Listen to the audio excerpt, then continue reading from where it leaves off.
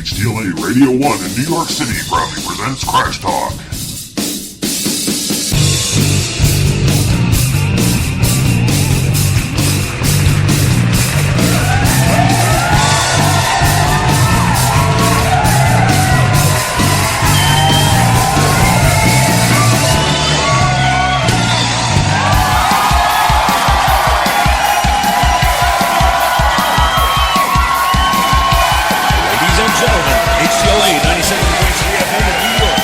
Presents rock superstar Crash Jesus.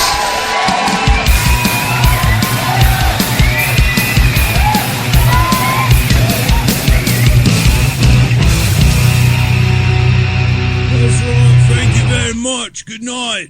And there it is, gang. Yes, my British rocker. You've tuned into another fabulous episode of Crash Talk, mates. I'm going to rip it out, break it down, and stick it all back together for you, right? Well, yes, I am. Yes, I am. In fact, today is a double shot. It really is. Well, yes, thank you. Yeah.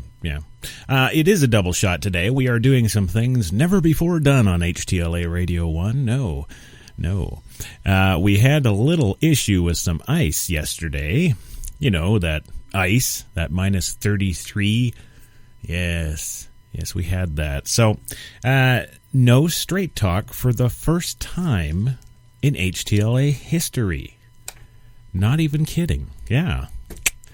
So, as we were unable to broadcast last night, thank you, Mr. Iceman, we have a double shot. That's right. You guys can take that recording and stick it on your shows. Double shot. Yeah. We got a double shot today of course, yours truly and Crash Talk, and also the Straight Talk, which was meant to be aired last night. And the show that we had for you last night was, in specific, all about Jihad Jane. Yes. Warriors of the Jihad. We will all take heed and follow Jihad Jane into hell. Yeah, well, that's the Jihad Jane there. That's the media coinage of the woman in question. Not as cool, if you ask me, as Tokyo Rose. Certainly not as useful, but it's topical and it's on my show. So fasten your seatbelts, hold on to your butts. It's about to get crashy in here. Yeah. So, just want to qualify, too, before we go any further, that all of my information and everything that I'm getting from for today's show is courtesy of Reuters. Well, where to start with this one? This has actually been going on a number of years, gang. Yes, it has. In fact, you probably missed Jihad Jane's last 4 years of shows because she's been in the prison. Yes, she has. Yes, this woman who befriended supposed terrorists, not Shiite Muslim militiamen. I love saying that. No, these were supposed to be Islamic terrorists. Yes, those kind that we hear, those kind that were deployed all over the planet to fight against. They're actually right here. Good old USA. I'm sorry. This whole thing is funny. Yes, it is. It's not even scary. No, and I'm sure the media would like to propel you on that road to scared. Oh, it could be any blonde woman you see as an Islamic terrorist raising pillars of holy fire in your cities each week until her demands are met. But you see, it's not that. No, this is another, what I like to call, idiot. Yes, the famous ID10T. Yes.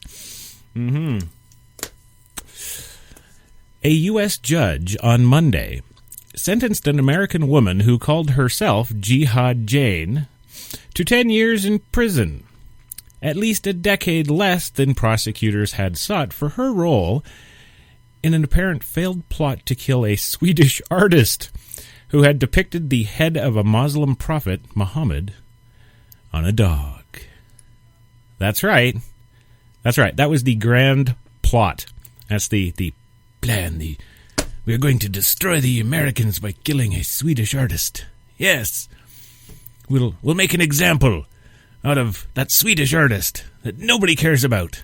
It will be glorious. Allah will be praised. No. And you see, that's the funny part of my show right there. That's it. And actually, you're going to be laughing your butts off all the way through my show, if I have anything to say about it, because this is so bloody ridiculous, it's scary. I am, of course, speaking of Colleen R. LaRose, a 50-year-old woman who converted to Islam online. Yeah, she converted online. It's like those online university degrees. They don't really mean anything, but they still cost money. But there you go. So she converted to Islam online. Because I guess, if you're that bored, you've got a choice. Either go over and listen to Crash Talk or go convert to Muslim online. Yeah, of course. Yeah, well, she did it online and has maintained her faith. Was given credit for the 4 years she has already served in jail on the 8th floor of the FBI detention center. Yes, where she was thrown immediately upon being arrested when she returned to the United States. But return from what, you might ask? What did she do? Did she kill this Swedish guy? Nope. No, not even anywhere near him. Didn't even make it to Sweden. Check this out. She pleaded guilty to the following orders in 2009 from alleged Al-Qaeda operatives. This is good, too. You're going to love this. Al-Qaeda operatives working in Baltimore and Ireland. Yes, you did not know, American pigs. No, you did not know we were working in Ireland, did you? No, you thought it was just the IRA over there. Ha-ha. You bunch of idiots. Man, if I was the FBI special agent that got this job, I would have laughed at my section chief and walked out of the room. There's nothing about this that is real-world scenario. There's nothing about this that, well, short of her dressing up in her little head wrap for the news videos, there's nothing even theatrical about this. But we'll get to all that, trust me. Yes, from alleged Al-Qaeda operatives could have received a life sentence. Yeah, if she actually did anything. Oh, wait, the planning. Yes, I'm going to rob that bank next week. Oh, they can throw you in jail now. Yeah. Her attorney says it's just a just and reasonable sentence. Mark Wilson told reporters after hearing she's pleased. 10 years is about what we were hoping for all along. Oh, yeah, because, I'd be hoping for 10 years in federal prison. Yeah, wouldn't you? What a deal. You get to be in prison for 10 years. What? Anyway. U.S. District Judge Patrice Tucker. Wonder if that had any bearing on the case. She called LaRose's crimes gravely serious. And when you hear about what the actual crimes were, you're going to giggle yourself silly. Check us out. She added that the court has no doubt that given the opportunity, Miss LaRose would have completed the mission. Yes, for Allah. Tucker also cited the significant cooperation LaRose has given to the Federal Bureau of Investigation in other terrorism cases since her 2009. Yes, because she is plugged in to that Al-Qaeda network, boys and girls. Oh, yeah. Yeah, she could have given up bin Laden back in 2002, but it wasn't in her best interest then. You have to understand. Her higher-ups in Ireland wouldn't allow such things. Yes. Right. Okay, so, since her 2009 arrest, as well as the, get this, sexual and other abuse she suffered as a child at the hands of her own father, that abuse was chronicled in 2011 Reuters investigative series. Yes, it was.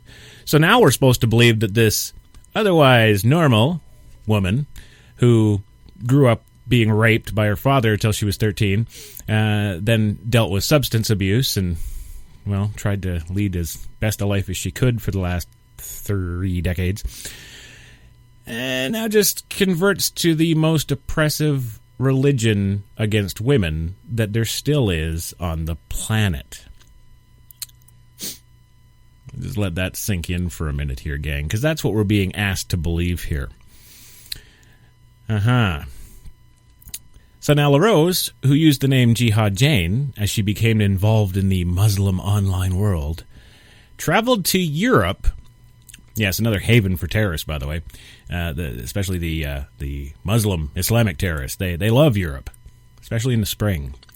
In Europe in 2009, intending to participate in a militant plot to shoot artist Lars Vilks in the chest 6 times.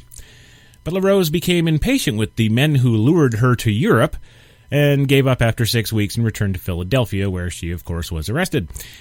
At Monday's hearing, LaRose apologized for blindly following the instructions of her handlers. She says, "I was in a trance. I couldn't see anything else," she said. "I don't want to be in jihad no more." Sorry. When a Muslim enters a jihad against anybody or anything, that's a lifelong commitment. That's seeing the job done or seeing your own death. And as long as you are faithful to Allah, you will be fine and get those 72 virgins. So, I don't want to be in jihad no more. Okay, this is not an Islamic terrorist, as we're being led to believe. It's just not. I'm going to go to a clip here to give you some of the details that I probably can't give you in my time. And of course, the report comes from Reuters itself. We'll give you a little bit of this, get back into it, go for a commercial break, and then we'll really get into it, because I got a lot of fun stuff here, gang. So we'll be right back. The second time the FBI came to my house the day before I left America, Yeah. he came to me. He told me that, did I have any questions or whatever? I told him no. He goes, well, it's not every day that the FBI comes to a person's house to talk to him. I told him no. I don't have any questions. And he wanted, because he knew I was fixing to leave the next day, and I was going to go to Holland. Yeah. He knew all my plans, my itinerary, everything. And I denied it 100%. I said, no, I'm not going nowhere, no. When you're flying to Amsterdam on the way over, Yeah. what's going through your mind? What are you thinking about? I was thinking that I was going to get there, and I was going to see my brother, and that he's going to take me someplace where I could go learn to train. Mm-hmm. And, I thought we had all kinds of plans. I thought all brothers and sisters was waiting for me. All they had to do was just get there, and then we was going to go to a house, and that's where we was going to start training. Mm-hmm. And so what happened when you got there? Well, I got there, and there was nothing like that at all. So tell me about Ali Dimash. Well, What's he like? He was the one that made me helped me to stay on the road of jihad. And, he would tell me like to hate the kafir and be gentle to the believers. And he would tell me what was right and what was wrong. And he had me, I don't know why, he always had me to contact brothers he thought might be interested in jihad. He wasn't supposed to go with me to Sweden. He was just supposed to train me over there in Ireland. Did he train you? No, because when I got there, nothing was the way he said it was. He was unemployed. He was living in an apartment that he was fixing to get kicked out of. And he didn't have no brothers and sisters waiting for me. He didn't have no home for me to go to train or anything. And he told my brother in Pakistan, he told my brother in Maryland, my little brother, Mm-hmm. he told us all that he had everything ready for me. All he was doing was waiting for me to get there. And my brother in Pakistan, because I sort of started thinking, well, maybe I don't want to go. But then my brother in Pakistan insisted. He told me that Ali had everything ready for me. What was I waiting for? And I didn't have any excuse, so I went ahead and I made my plane reservation. When I first got to Holland, and I first started wearing my hijab, because when I was in America, I didn't wear it. And I was wearing my hijab, and I was walking around free. You know that song that they have, You're Gonna Make It After All? Yes. That song would go through my mind. I felt like I was at home. I felt like I was free finally. What were you? Can you paint me a scene there where you're just standing there and you're thinking, you know what? I'm going home. Well, it happened when I thought that when I was in my with my sister, Mm-hmm. and we had gone to the store, me, her, and her husband, and she and I was sitting in the vehicle waiting for him to come back out, and then I started thinking that, I mean, she has a husband and she has a family and she's happy. I want to be happy. Then I wasn't sure if going back to America was what I wanted or not. But I thought about it, and I thought that Kurt, he spoiled me. And so that, I mean, I was missing out on that, but I still wasn't too sure. And then when he sent an email to Kurt and I gave him my phone number, he called me and he told me that about my mother, and that's what cinched it for me. When I told my sister about what me and Ali and what me and Eagle Eye talked about, and I told her that he wanted me to kill that guy, she told me that that guy does deserve to be killed, but for me to wait and let her talk to her husband. And so when she talked to her husband told her to tell me that I was lost. Because, I mean, nobody can promise me Jannah except for Allah. It made me start thinking that maybe I was going a little bit too far in a way, but it didn't change my mind, really. That's about the time I decided that I was homesick. I wanted to come back, and I wanted to get back to my life, I guess. I mean, I was lonely. I got homesick. Yeah. And I knew that that they wanted to question me. Yeah, of course they would. Because you are dealing with the well-known terrorist Black Flag.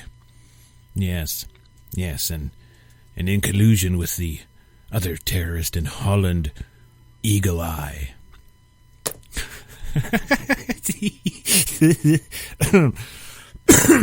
Excuse me. Pardon me. That's just another funny part of this story for me. Yes, we're going to use American call signs for our terrorists. That's why they'll never suspect anything. I'm sure there are terrorist cells operating out there like Maverick and Goose. Yes, we will goose the Americans. Okay. Wow. This is so stupid, it's not even funny. Like, so stupid. And we're to believe that this is an amazing new threat now.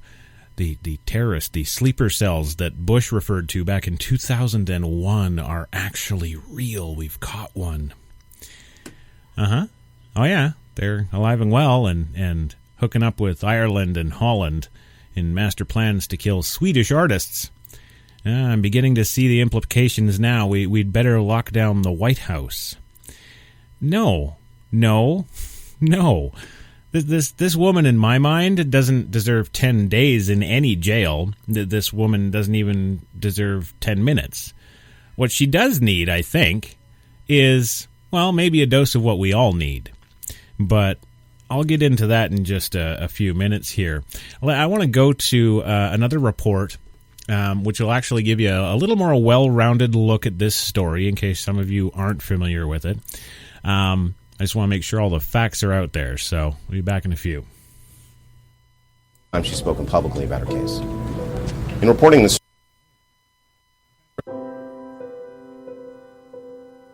Colleen LaRose. Online, she called herself Jihad Jane. 4'11", green eyes, blonde hair, white skin, American-born, carrying a U.S. passport. All attributes she believed would make her valuable to Al-Qaeda because she could, quote, blend in. U.S. authorities say she represents the new face of terror. In 2007, at age 45, she became interested in Islam after a tryst with a Muslim man. She became radicalized later online after watching the killing of Palestinians and Iraqis at the hands of Israelis and Americans.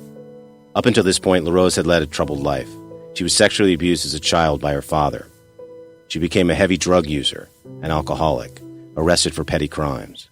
I decided this is my jihad, and then Jane just came up. I mean, I decided it would be Jihad Jane. In jihadist chat rooms, LaRose met many men who claimed to be working with Al-Qaeda. One of them was named Eagle Eye. He was an Al-Qaeda operative in Pakistan. Over many months, she grew to trust him. Eventually, he persuaded her to kill. In 2009, LaRose left the United States for Europe to kill the artist Lars Vilks, who outraged Muslims around the world by drawing a cartoon depicting the Prophet Muhammad on the face of a dog. Not just any sister is given an assignment like that. Matter of fact, I don't know any sisters who was given an assignment like that. And my brother told me she was 6 times in the chest. For some reason, it meant a lot to me to make him proud. By summer, the FBI had been tipped to LaRose's jihadist rants online. An agent came to her home and left a note asking her to call. 2 days before LaRose was scheduled to fly to Amsterdam, an FBI agent returned to her home. This time she answered. The agent asked her if she visited al-Qaeda forums or planned to fly to Europe. He knew all my plans, my itinerary, everything. And I denied it 100%. Before she left, LaRose stole her boyfriend's passport and birth certificate, presumably to help other terrorists falsify their identities. She mailed them to her fellow jihadists, a 15-year-old boy by the name of Mohammed Khalid, who lived near Baltimore. Then LaRose flew to Amsterdam to meet a man she knew only as Abdullah. He was supposed to train her in the ways of Islam, and also to train her to be a jihadist. We had all kinds of plans. Brothers and sisters was waiting for me. All they had to do was just get there, and then we was going to go to a house, and that's where we was going to start training. And so what happened when you got there? Well, I got there, and there was nothing like that at all. Frustrated and impatient, LaRose left Amsterdam for Ireland, where she met up with another jihadist she knew online. We traveled to Ireland to retrace LaRose's steps. She came to Waterford, a town in southern Ireland. There, she met a man named Black Flag. His real name was Ali Damash. Tell me about Ali Damash. He was the one that helped me to stay on the road of jihad. And, I mean, he would teach me, tell me, like, to hate the kafir and be gentle to believers. Originally from Algeria, Damash moved to Ireland in about 2001. First to Cork and then into the Waterford area. Waterford's a very small place, and he situated himself in the historic quarter. They claim there's 1,000 years of history and 1,000 steps, and he was at the heart of that in a new apartment block. The Muslim community in Ireland is very, very small, and he didn't seem in any way to be wanting to make himself known. Jihad Jane wasn't the only one Damash invited to Ireland. Damash had lured Jamie Pauline Ramirez from Leadville, Colorado, a woman the media would later dub Jihad Jamie, by promising to marry her and tutor her in the ways of Islam. This was not an epiphany. This truly was a young lady who learned of a religion and was drawn to its commitment to God. On the day Jihad Jamie arrived in Ireland with her young son in tow, she married Black Flag. Damash urged LaRose to be patient, but she soon came to believe that Damash was no more equipped to wage jihad than Abdullah in Amsterdam. When I got there, nothing was the way he said it was. He was unemployed. He was living in an apartment that he was fixing to get kicked out of. And he didn't have no brothers and sisters waiting for me. He didn't have no home for me to go to train or anything. As she grew impatient in Ireland with Damash, LaRose told us that she also grew homesick. She emailed her American boyfriend and asked him to call. He told her that her mother was seriously ill. LaRose decided it was time to go home. When her plane landed in Philadelphia, federal agents were waiting. They handcuffed her and took her to the offices of the FBI. The government kept LaRose's arrest quiet for many months so they could continue monitoring the jihadist network. Back in Ireland, Ramirez soon realized she had made a very big mistake. Sitting in her apartment, Jihad Jamie sat before a keyboard and poured out her emotions. I wish I was never stupid enough to come here. I'm just a sex slave to him. I cry because I always wanted a person in my life who will love me for who I am. 7 months later, on the same day the United States government unsealed an indictment against Colleen LaRose, the Irish police raided the apartment in Waterford. Ramirez, Damash, and 5 of his associates were brought to court for questioning. The day that the arrests were made was a major day for the Irish police. The detectives that worked behind the scenes for 5 to 6 months on this with Interpol and with the FBI. In Ireland, where terrorism usually means the IRA, not al-Qaeda, not everyone took the plot seriously. I think the thoughts of many people was that this was a cartoonish type plot to kill a cartoonist because of the names that were being put around.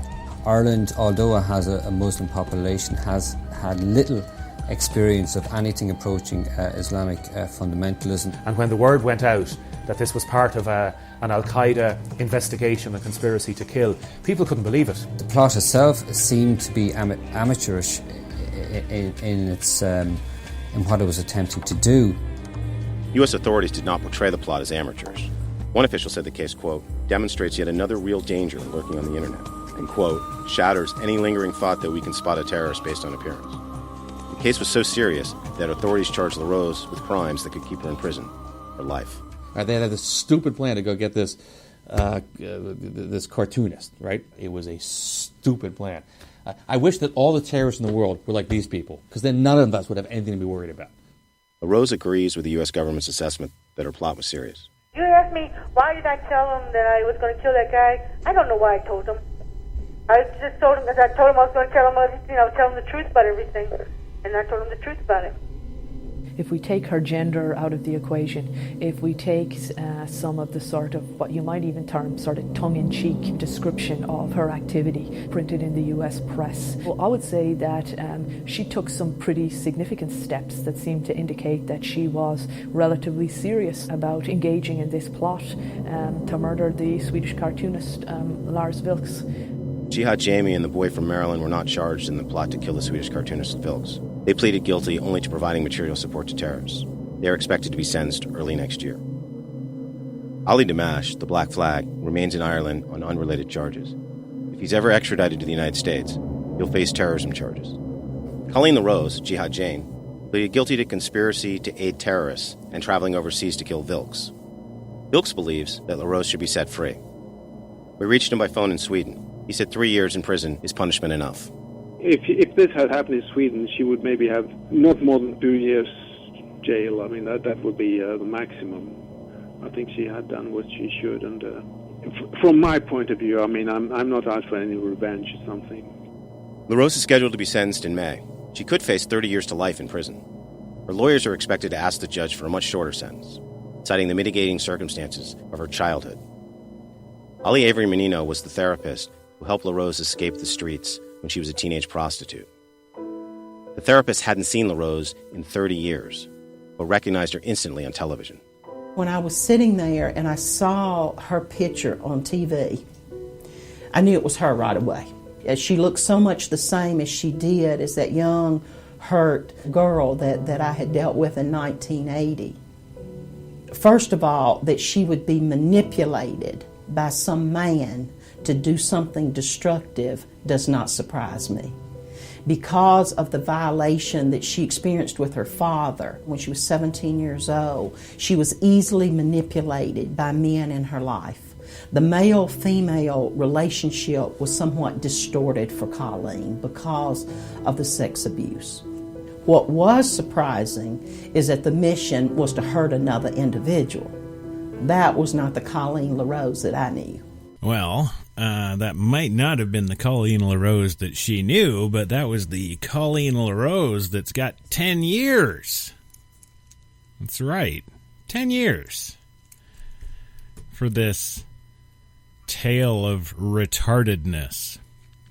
A couple of corrections I guess I got to make there, of course. Ali Damash, the great Irish connection, the Black Flag. Yes. Unemployed, didn't have anything, was about to be kicked out of his apartment. He was the guy who was supposed to have the training complex. Okay, so let's add that into our little equation here. Okay, that's all bullshit. He's meeting women online and trying to get laid. Eagle Eye is not in Pakistan. No, he's not in Holland. Rather, he is in Pakistan. Yes, so we're having all those issues with Pakistan right now, as we have ever since we went and occupied those oil fields up there in Afghanistan. And so tensions are high. So we got a guy from Pakistan with an American Eagle Eye.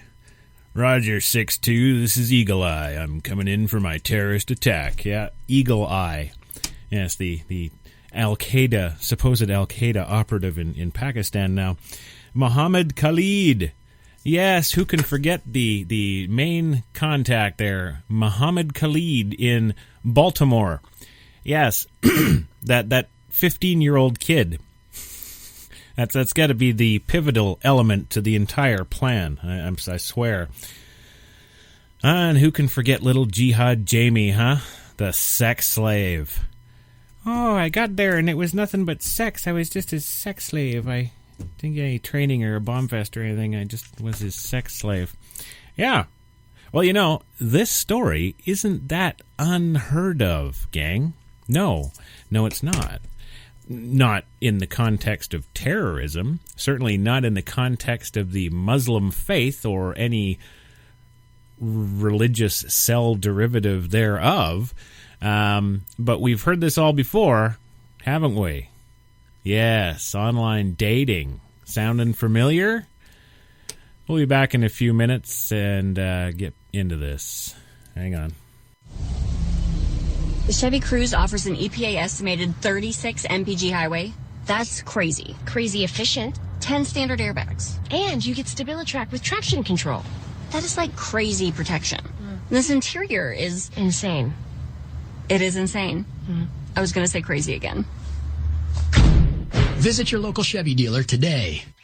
Right now, get this great lease on a 2013 Chevy Cruze LS for around $149 a month.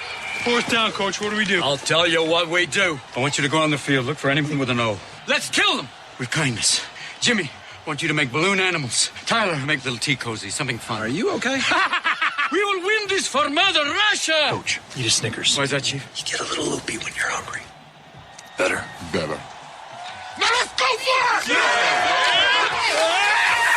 Go get him, guys! You're not you when you're hungry. Snickers satisfies. When you have cable and your picture freezes, you get irritable. When you get irritable, your work suffers. When your work suffers, the wrong man is convicted. When the wrong man is convicted, he has time to think. When he has time to think, he thinks about you a lot. And when he thinks about you a lot, your house explodes. Don't have your house explode. Get rid of cable and upgrade to DirecTV. Call 1-800-DirecTV. Hey, look at that new Toyota.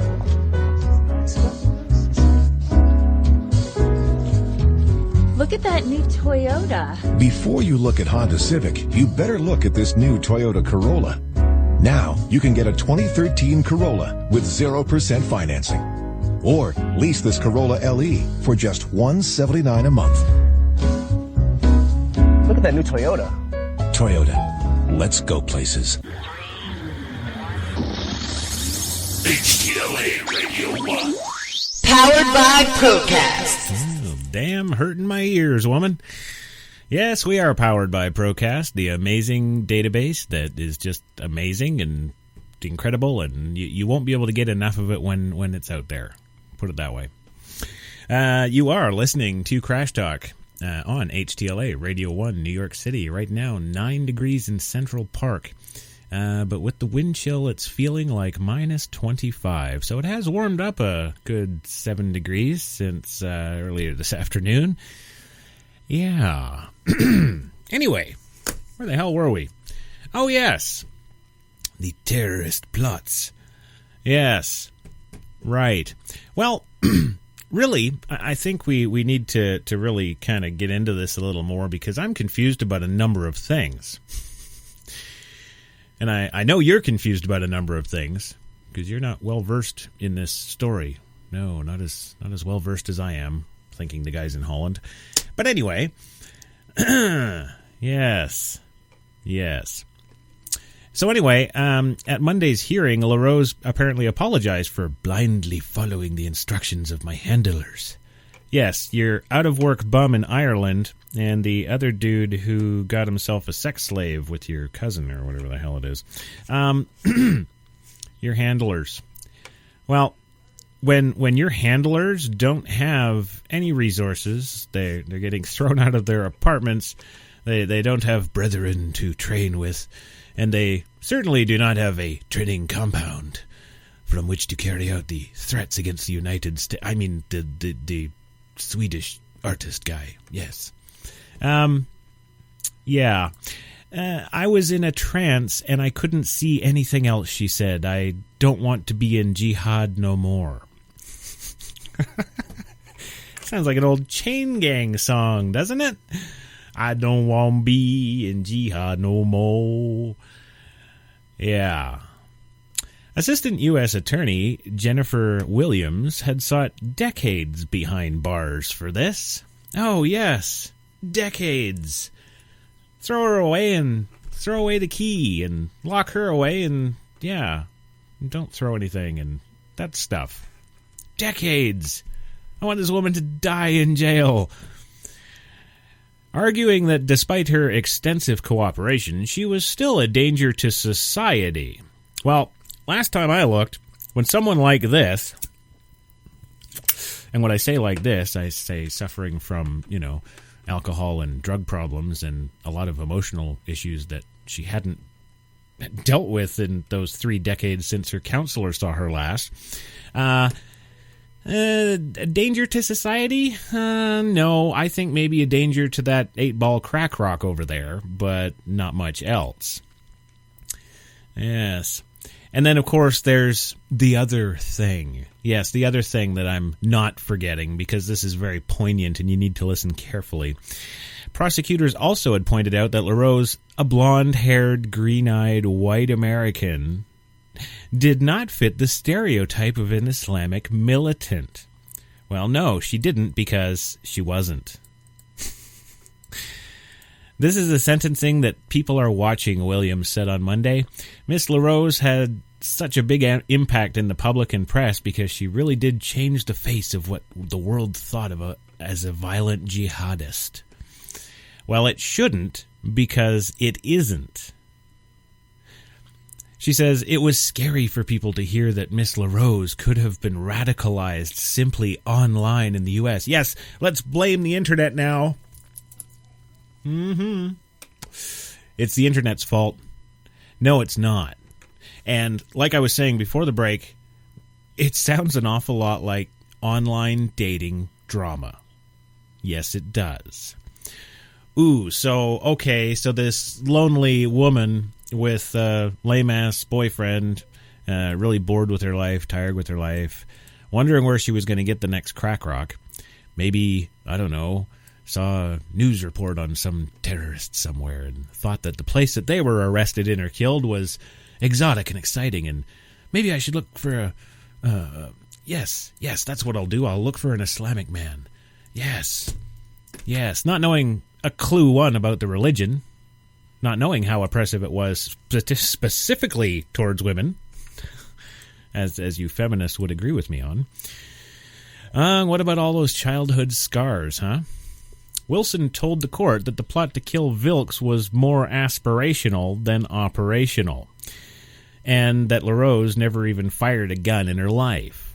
He described that LaRose was a lonely and vulnerable woman easily manipulated by others online. Her behavior, while not excusable, can be explained in part by deep psychological scars from her childhood, he said. Well, that's funny. Didn't lowly old me just say that a few seconds ago? I did. Now, LaRose's biological father, apparently, because remember, this isn't 100% either, raped her from the ages of 7 to 13 years old when she finally ran away and became a prostitute. According to court documents, at age 16, LaRose married a man twice her age and later became a heavy drug user. Yeah. She says, I've survived a lot of things that should have rightfully killed me. Well, yes. Maybe that... Oh, I see. I see where that fits in now. She thinks she's unstoppable.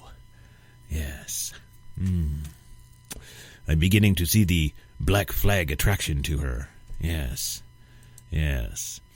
While LaRose was in contact with an al-Qaeda operative in Pakistan, her conspirators repeatedly bungled a plot that never moved much past the planning stages. Vilks, the artist, had told Reuters that he believes that LaRose has spent enough time in prison and she should be freed. That's a pretty tough sentence, Vilks told Swedish news agency TT on Monday. Under U.S. sentencing rules, LaRose likely will serve 90% of her sentence, which means she will be eligible for release around 2020. She has requested imprisonment near her sister Pam in the Fort Worth, Texas area, but the final decision will be up to the Bureau of Prisons. LaRose was in solitary confinement for 4 years, but recently moved to the general population at a Philadelphia jail. Ali Damash, LaRose's alleged handler in Ireland, of all places. I mean, it couldn't get any funnier if you go pay Kate. Go pay Kate. Here, Kate, here's $20,000. I want you to write me a story about the absolute most unlikely American terrorist operative you can think of, and the most unlikely group of terrorists handling her, and put them in the most unlikely of places on the planet, and give me a screenplay. She would write this. I'm telling you. It's got ridiculous stupidity all over it. And it's like her lawyer says, actually, in that, little clip I just played for you. If terrorists all over the world are like this, we don't have a problem. Mm-hmm. And we wouldn't. Right? Yes.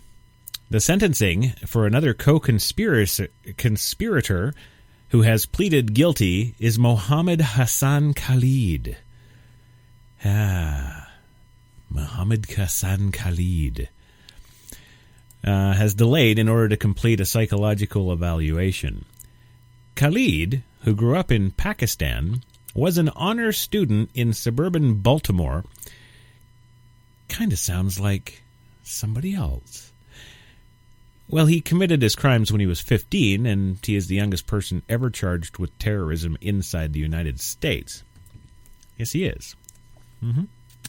But I would submit to the court of popular opinion that a 15-year-old Pakistan boy isn't capable of very much.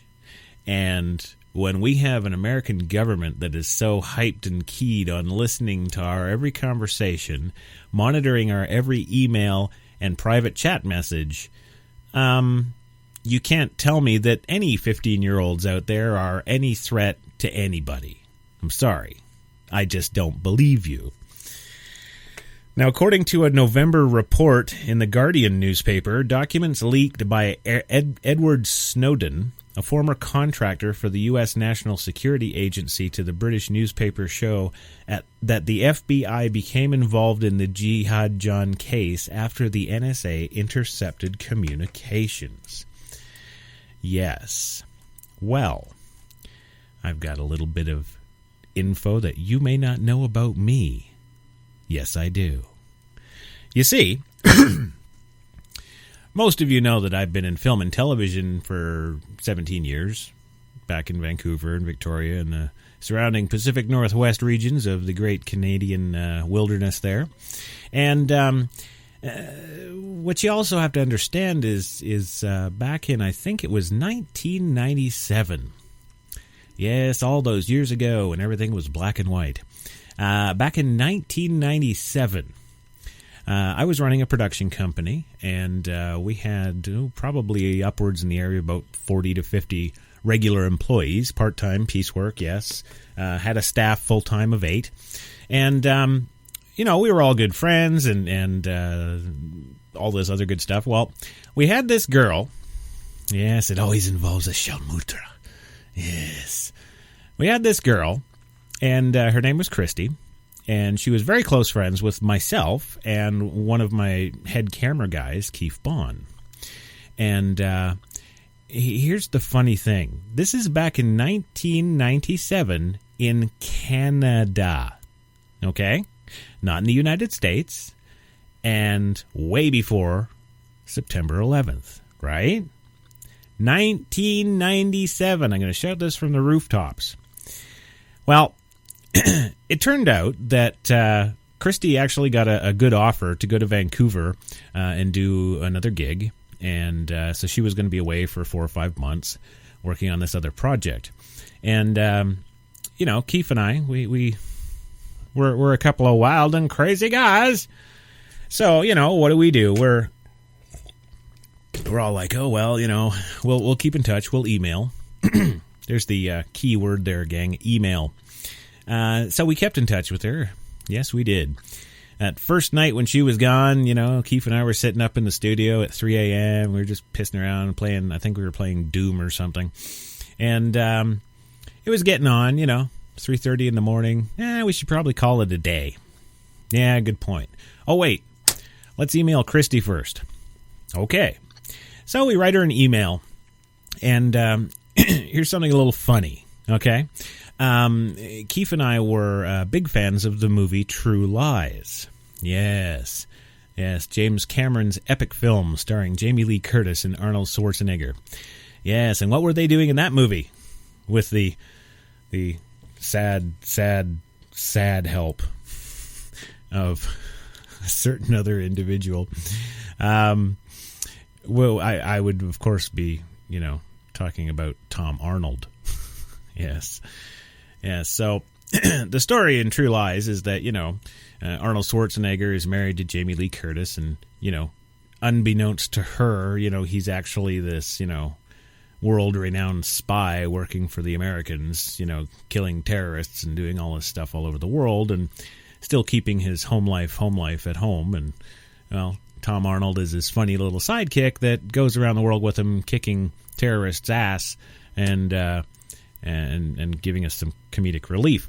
So there's this movie. Well, the bad guys in the movie, okay, the evil Islamic terrorist cell in the movie, and by the way, this was made in 1994 for all you date trackers out there. It was a James Cameron film.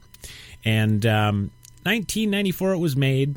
1997 we're sitting there writing Christy an email, and of course we had it playing in the background. We loved that movie. We watched it all the time.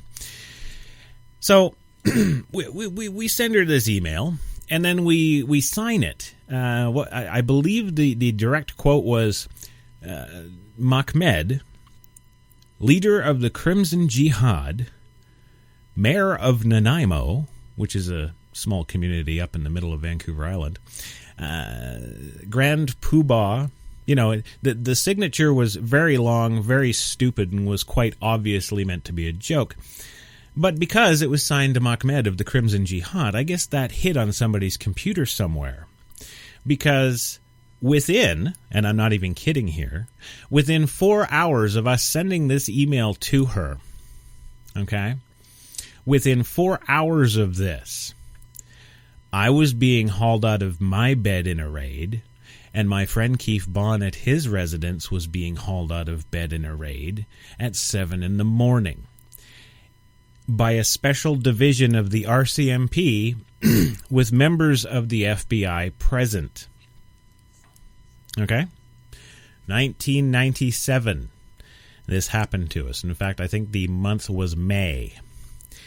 And they took all of our hard drives from our computers. We had about 12 computers in the studio at the time. They took them all.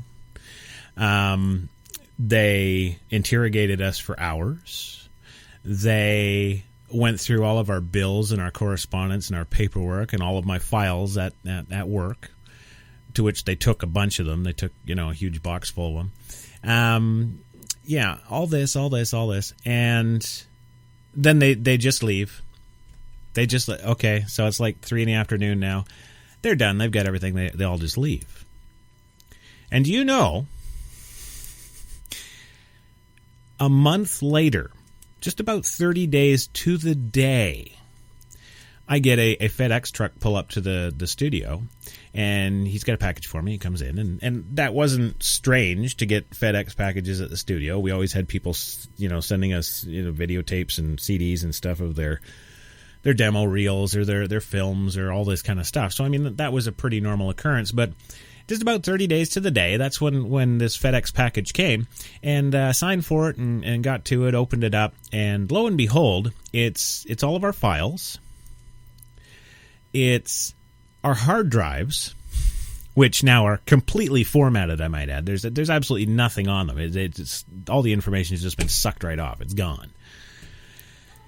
And what else? Oh, I got a nice little letter and a business card from then Constable Zimmerman from the Royal Canadian Mounted Police Special Investigations Division, which was the jerk-off leading the investigation into our terrorist activities.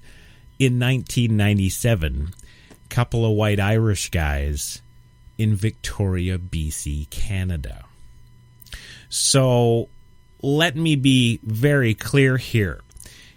Americans are so upset that they're being watched by drones and they're being eavesdropped upon. They're being monitored to their internet, wherever they're going on the internet, and monitor all your emails are being monitored, and your banking information and your credentials and all these things are being monitored. Of course they are. And they have been for a lot longer than you think, because if back in 1997, me and my Irish buddy in Canada can get busted by a joint tactical force from Canada and the United States over a ridiculous joke of an email. I mean, you wouldn't understand how much, what a complete difficult time we had trying to convince these guys that we're not the Sand Spider. There's no such thing as the Crimson Jihad. Those are the bad guys in this movie, and yes, I handed it to them. I told them to sit down and watch it with me. It's a good movie, I said. You know, no sense of humor about these guys whatsoever, and they didn't even look at that. You know, so we're giving them the absolute truth, of course, because that's what you do when you get raided at 7 o'clock in the morning when you've been up all night and you don't have a clue as to why these people here are going through your entire house. You tend to cooperate, you know, especially when you haven't done anything wrong. And of course, you know, you get what I got, which was a letter thanking me very much for our cooperation in this matter, period, signed yours truly. That's what I got, 1997. So don't believe that any of this is new. You know, this is kind of another thing I want to get to now. The media. We're talking about the media. The reason this Jihad Jane thing is so big right now is because, here's an opportunity for the government to take somebody, some white, blonde, small, thin, innocuous little female, and turn her into this monster terrorist. Yes, this person you don't know, it could be your next door neighbor. She will blow you up. That's what the sum and total and point of this exercise is right now. This woman shouldn't be in jail. If anywhere, she should be in a treatment center for her drug addiction, or maybe a mental institution to deal with her traumas, if they do indeed exist. Because the part of the story that really doesn't make any psychological sense, and Kate's going to get into that on Straight Talk, is, of course, why someone who would undergo all these traumas from her father, you know, like being repeatedly raped from the ages of 7 to 13, why you would then go and essentially become property to some man in this religion. It doesn't psychologically work that way. So unless this woman changed her identity, or that story is all just total, utter BS created for the little picture, the little propaganda picture we're getting here, then it's just not realistic. And I can't believe that all these high-ranking officials within the FBI and the court system aren't recognizing this and saying nothing about this. No. What's more important is that you all out there in the public believe that that cute little blonde over there could be the next Osama bin Laden, because we killed him, didn't we? And let's be clear about that. Was he guilty of anything? I don't think so, Tim. There's nobody yet to provide one shred of evidence that this guy had anything to do with 9/11. This guy was an employee of the CIA. He was schooled in this country, graduated Harvard. He was not a stupid man. He was an operative for the CIA, and yes, he is the father of Al-Qaeda. And who funded that? We did. We did that to deal with the Russians, didn't we? Oh, yes, back in that old Cold War stuff that's boring and nobody ever talks about because it wasn't like World War II. But then we can't teach anything about World War II in our schools either, because then the kids might get wise and ask the same questions that good old Crash Talk over here is asking. Like, what is it you're trying to prove? What is it you're trying to do with us as a social society when you are purveying this kind of propaganda? What is to be gained by you having the sum and total population of the United States in complete fear, huddled in their homes, not trusting their neighbors? How does that benefit you? And wait a minute, why are all these FEMA zones popping up everywhere in these big FEMA camps, and what is all that stuff about? Because that is going on. I mean, my good buddy Wayne S. Pierce there, over at the Free America Radio Network, yes, okay, you can all sit there and say he's a conspiracy theorist whack job, but I don't look at him that way. I mean, quickly I could make that judgment along with the rest of you and go, yes, he's a conspiracy nut whack job. You're right. Absolutely. I'm with you. Screw him. Write him off. We could do that. But then what? Well, then we don't have to worry about what he's saying anymore, right? The problem, of course, is that I don't listen to what he says so much as I watch what he does. Remember, if you want to really know somebody, you don't listen to them. You don't go by what they say. You watch what they do. And what he does is innocuously and non-threateningly and just going about his day, he puts out links. Yes, he does. He puts out links to various stories. And these various stories are reports. And while they're not by the major news agencies, because the news agencies don't deal in conspiracy theories, it still doesn't negate the fact that the groups that are doing the reports are reporting on actual things that are happening. Point number 1. I could see Los Angeles requiring riot trucks and tanks and armored vehicles. Even Governor Schwarzenegger 7-8 years ago was asking for an additional $400 billion to help him deal with the gang problem in California. So I can see, yeah, you know what? LAPD, right on. Let's rock on. Let's get you guys armored up. Let's get you guys some armor-piercing ammunition, because, of course, the bad guys are all wearing vests and crap now. Let's go ahead and give you smoke and anti-personnel grenade and rocket launchers on these vehicles, too, because you need to really lay the smackdown on these sons of bitches, right? Absolutely. I'm with you there. What makes me kind of wonder is, how come, like, Little Rock, Arkansas got one of these? How come Lafayette got one of these? How come Idaho got one of them? Wait, now we got them in small towns in Nebraska. What we got them in small towns in Nebraska for? Farmers uprising? You have to ask yourself. 400,000 gang members in California versus, what, a couple of wannabe rappers in Idaho? The police are arming up and armoring up in ways that don't make any sense for their region. They don't have anything to do with policing or community service, and they certainly don't have anything to do with upholding any laws, because these regions simply don't need this kind of enforcement. So that was the first thing that made me think, geez, maybe Wayne's onto something here. What are they talking about? This doesn't make sense. And let me be clear, these vehicles ain't cheap. No, we're talking hundreds and hundreds of thousands per. And if you don't believe me, just take your, station wagon or Winnebago down and try and get it armor plated and let them hand you the bill for what that's going to cost, because you're looking at most of those vehicles, you're looking at $100,000 just to get that done to a vehicle. Never mind having these highly specialized all-terrain vehicles, in the first place. Those are another 100 or two. And then, of course, there's the armaments, isn't there? And then there's the satellite communication systems, isn't there? And then there's the this and the that. And before you know it, you're talking about $1 million a unit.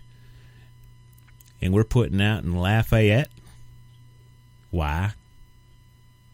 It doesn't make any sense. And usually when things don't make any sense, there's something else going on. And I would submit to you that this whole Jihad Jane thing is, look over here, because we're doing something else over there.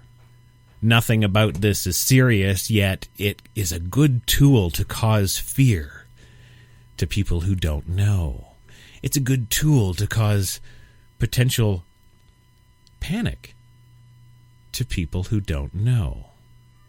So, part of my show today, actually, I'm dedicating the entire show today to letting you know don't be scared, don't panic, and we'll be back after this break.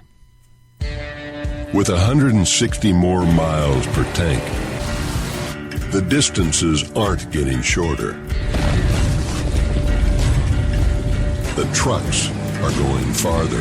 The new 2013 Ram 1500.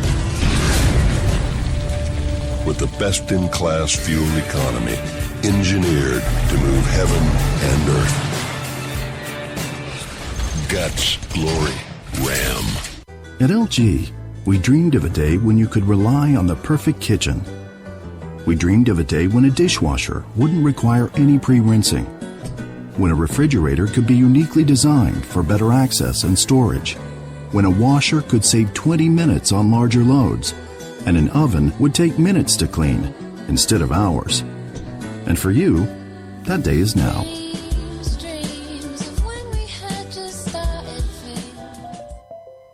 The world is facing one of the biggest crises in the history of history. Girls are getting hotter and hotter. This is causing guys to lose their cool.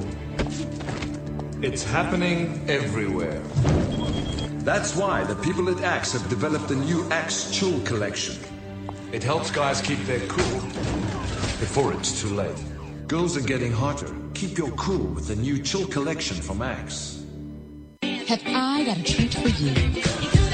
New clean whipped cream foundation from CoverGirl. A delicious new recipe whipped up by Clean Makeup. They took their clean, fresh foundation, added a dash of hydration, then whipped it to smooth, matte perfection. Finally, a non-drying whip that wears like a dream. What a treat from Clean. New clean whipped cream from easy, breezy, beautiful CoverGirl. We are HTLA Radio 1. You will lower your shields and prepare to be boarded. We will add to your distinctiveness, your advertisers, and your sponsors to our own. Resistance is futile. Damn it, Q, it's not an anomaly! Sorry. That was my Patrick Stewart. You're listening to HTLA Radio 1 from New York. Number 1. No, see. Anyway, yes, you are listening to HTLA Radio 1 from New York. Yes, live from New York. It is 9 degrees in Central Park, and it's minus 28 with the wind chill. Anyway, who cares about that? We don't care about that. It's warm in here, isn't it? Badum-cha. Now, excuse me, pardon moi. So armored vehicles everywhere. But not just armored vehicles everywhere. No, police having armored vehicles everywhere. Why is that? What's going on? I don't know. Well, I would suggest you kind of do some more reading. I would suggest you kind of look between the lines, and I would certainly suggest that you don't look at mainstream media for any answers. Because as I think I've pretty much proven with this edition of Crash Talk, we now know how to identify an effing joke of a news story as being absolute rubbish. And we've certainly, I think, I hope that you know, the general populace out there has enough intelligence and wherewithal to recognize BS when they see it. Now, I got to feel bad for this woman in jail for another 6.5 years, what have you. That's not what she needs, and that's certainly not what this whole situation needs. But going back to the commonalities between this and our behaviors online, full stop. A lot of you aren't intelligent enough to identify fraud when you see it. I'd like to point your actual attention to Facebook at this time, and I'm sure you all have accounts, so go ahead, log in. And when you log in, you can click on your friends list. Yes, I don't care if you got 30 of them or 3,000 of them or 5,050 like Kate. But click on your friends. Scroll down. Yes, it should have their name and, 2,100 friends, or their name and 5,023 friends, or their name and 219 friends. You get the idea. But if you scroll down your friends, how many of them do you actually know? How many have you met personally? How many are friends of friends or family or friends of other family members? And when you get past that, you get to the other ones. Yes, the other ones. Yes, those ones you don't know. Yes, could they be terrorists? Well, yes, they could, couldn't they? After this story today, anybody could. Come on, sweet little blonde girl. Anybody's a terrorist now. So what are we going to do? Are we going to unfriend these people? What are we going to do with them? What are we going to do with all these people? Well, one of the things that you can do to these people is you can click on their name. Yes, you can. And you'll go to their page. And you can pay attention to the About section of their profile. And usually, mine, I'm looking at an example here, works at actor and stand-up comedian. Yes, he does. He went to Eastside High School, lives in Maplewood, New Jersey. He's married, and he's followed by 29 people. Yes. Yes, but do I really know this man? No, I don't. But he is Gregory from Russia. That's what his comedian shtick is. I am Gregory from Russia. Okay. Well, in real-world terrorism scenarios, quite often Russia is implicated, either geographically or indeed specifically. And I'm not talking about the old Russia. No, not the Soviet Union, the Iron Curtain. I'm not talking about that one huge, huge red country on that other continent on the other side of the planet. No. I'm talking about the 200-plus micro countries that have cropped up since, good old democracy kicked in and we got McDonald's in Russia now, didn't we? Yeah. Give them a little bit of America, and they'll come back loving more, right?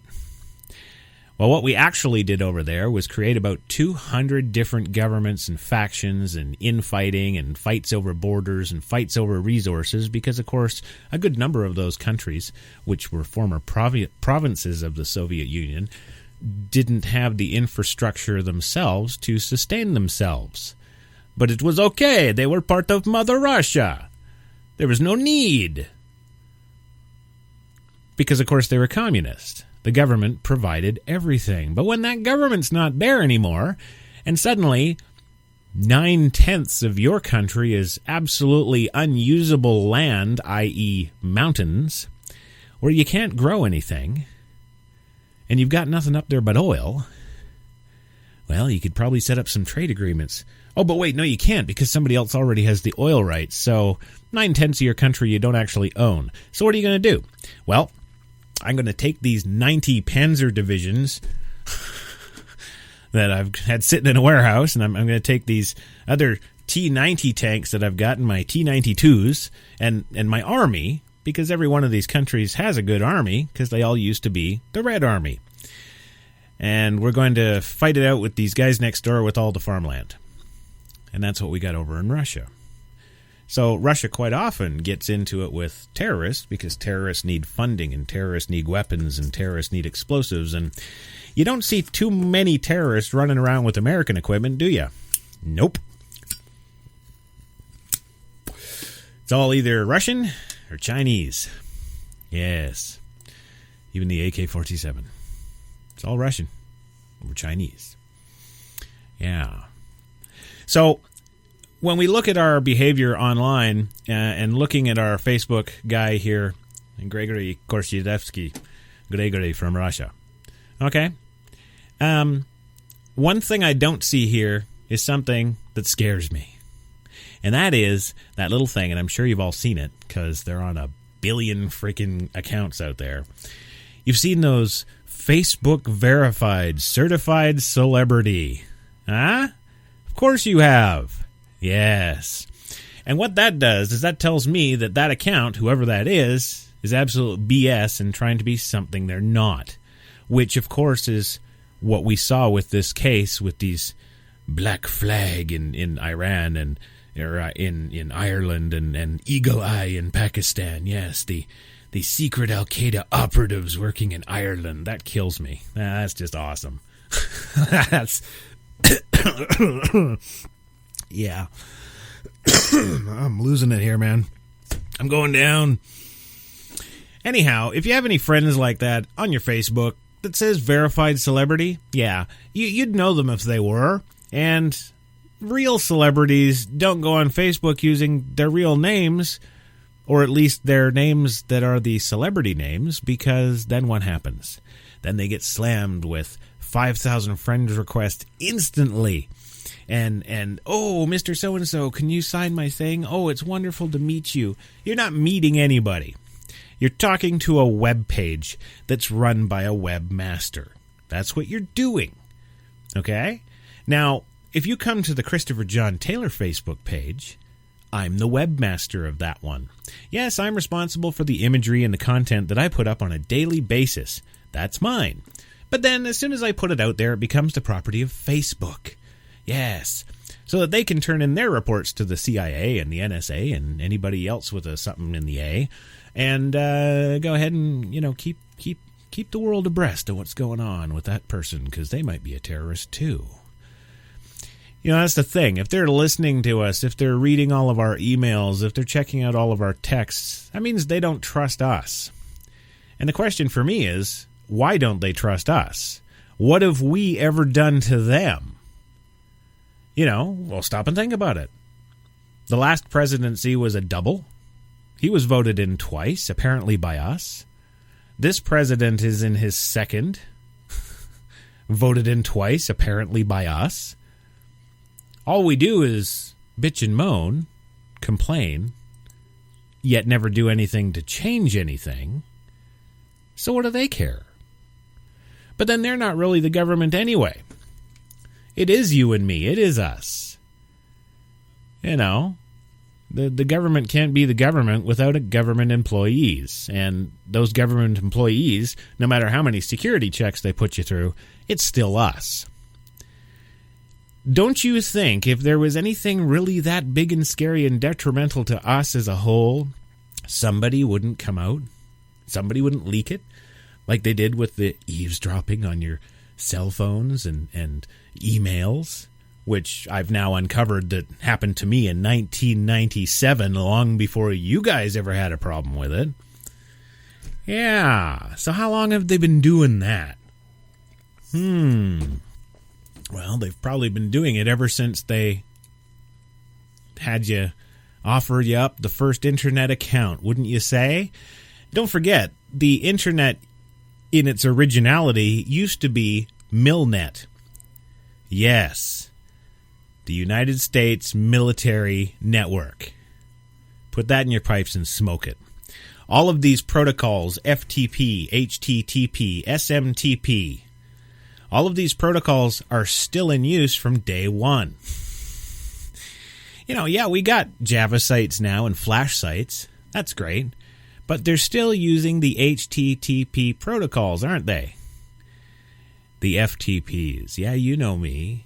And all those protocols have been around since day one. Ask any computer nerd. Also ask them about Milnet. They'll probably have a whole bunch of information for you about that. Where do you think hacking came from? That, too, was from the U.S. military. It was a term they gave when they altered code within their own network. And that goes back to what, 61? No, earlier. All the phone lines that we used back then were copper. They had, right away, they had the ability to tap phone lines, listen to phone conversations. You think this hasn't been going on for decades? I think you might be mistaken. I could be wrong too, but giving you first-hand intel of my little joy in 1997 with this exact same kind of thing, and now being faced with the drones and the monitoring and everything going on now, it just strikes me as kind of ridiculously funny how it doesn't really have anything to do with anything new to me.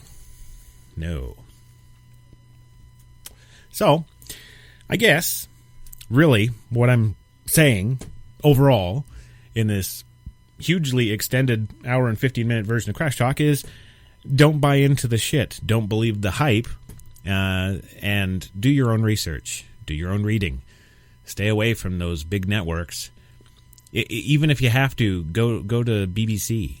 They're at least a little more honest and got some integrity going on. But yeah, well, I guess that's my Crash Talk for this week. I hope you've enjoyed my Jihad Jane episode.